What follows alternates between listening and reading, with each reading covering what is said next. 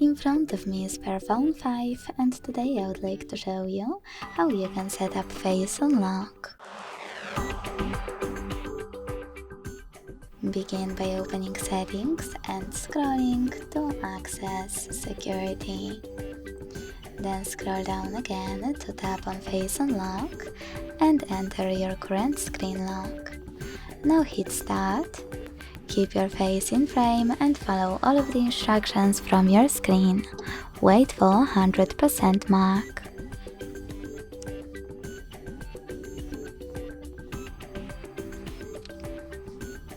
Hit Done. OK. And go back.